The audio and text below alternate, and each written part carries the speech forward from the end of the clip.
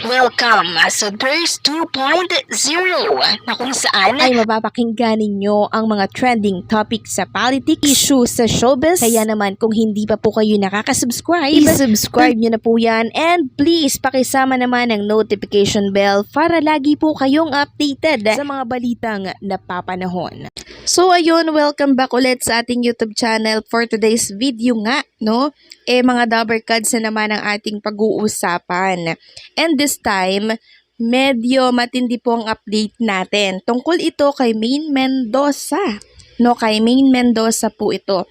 Pero bago ang lahat, ay nais ko lang pag-usapan muna natin itong binahagi po ng TBJ na page sa kanilang Facebook account. Video po ito nila Rupa Gutierrez and syempre ni Jose Manalo. Pinag-uusapan po nila yung ganap sa Barangay Cinema kahapon. So, ang topic po nila ay tungkol kay Dabberkads or kay Maine Boleche, no? Na kung saan pagpala nilagyan po ng bigote itong si Wally Viola, hindi na po nakikilala or hindi po nakilala ni Ma'am Rupa Gutierrez. Sabi nga po dito ng TBJ na page, Rupa, hindi nakilala si Wally dahil sa bigote. Totoo pala yung pag naglagay ka ng bigote, di ka makikilala. So yan po, no? Yan po ang pag-amin ni Rupa Gutierrez sa video na to na binahagi po ng TBJ na page.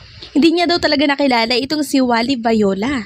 Pag-amin niya po, kilala niya si Wally Viola, pero yung katauhan nitong si Wally doon sa merong bigote, hindi niya na po kilala. Sabi niya nga, sino yan? Sino yun? Yun po ang pagbubulalas niya dito kay Jose Manalo. Kasi kilala natin si Wally Viola, 'di ba?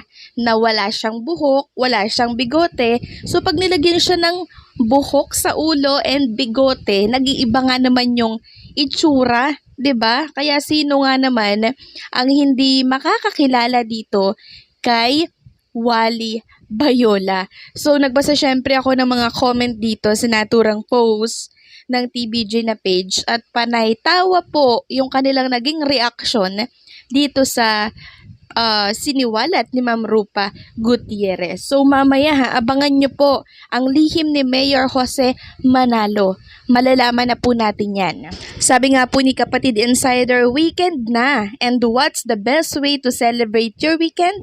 Di celebrate it with the legit Dabberkads at malalaman pa natin kung ano nga ba ang lihim ni Mayor Manalo. So 11:25 pa lang tumutok na po kayo mamaya sa Itbulaga. Okay? Tama nga kaya ang ating hula na si Mayor Jose Manalo ay isa ring Becky? Yun kaya yung lihim niya?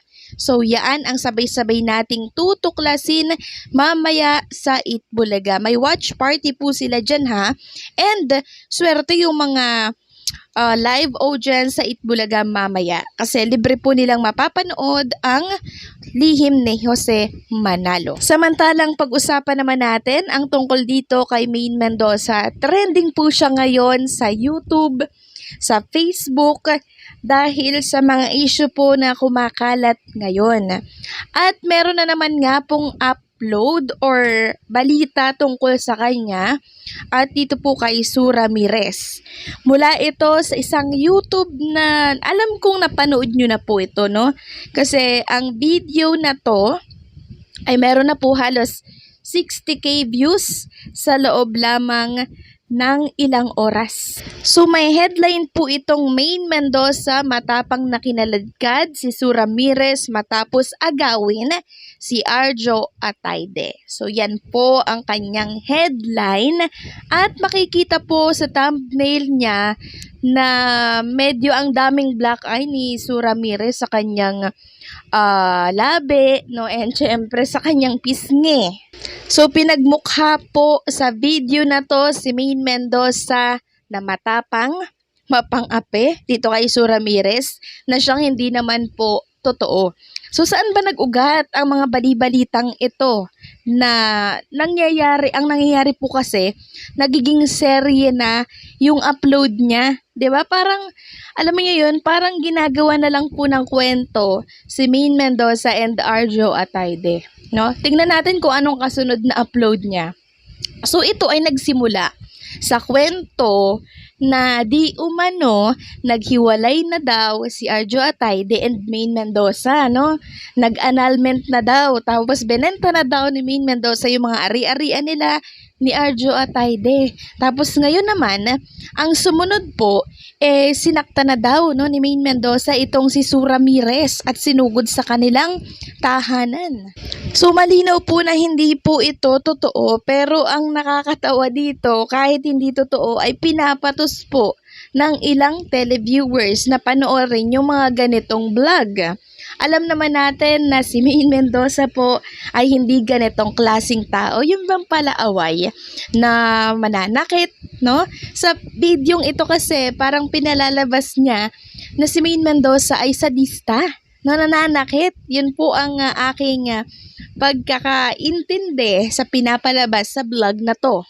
So kung inyong mapapansin, naka-off ang comment section ng naturang video or vlog dito po sa YouTube. So ang tanong, bakit po nila ino-off ito? Ayaw po kasi nilang makakuha ng komento mula sa inyo na mga nanonood, kasi alam po niya na fake news yun.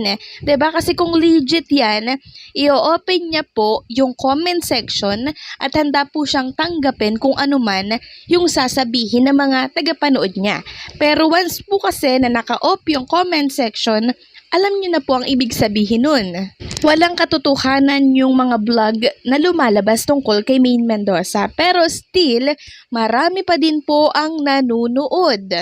Kaya nga nakalagay sa vlog natin, dito po sa thumbnail, na anong nangyari kay Maine Mendoza. 'Di ba? Kasi pinapalabas po nila na sadista si Maine, na sinakta ni Wayne si Sue Ramirez, na which is hindi naman po totoo. Araw-araw nating napapanood si Maine Mendoza sa Itbulaga at makikita natin doon na wala siyang problema sa relationship nila nitong si Arjo Atayde. So for sure, hindi pa po nakakarating kay Maine Mendoza ang mga story maker na to na nagkalat sa mundo ng social media, particularly sa YouTube. Kasi once na nakarating po yan sa kanya, ay ko-call out niya po yung mga gumagawa po ng ganyang vlog, 'di ba? At baka ang sisti pa, magsampa po siya ng cybercrime or cyber libel kasi sinisiraan po silang mag-asawa. Pinalalabas na nagloko si Arjo, may anak sa iba, 'di ba?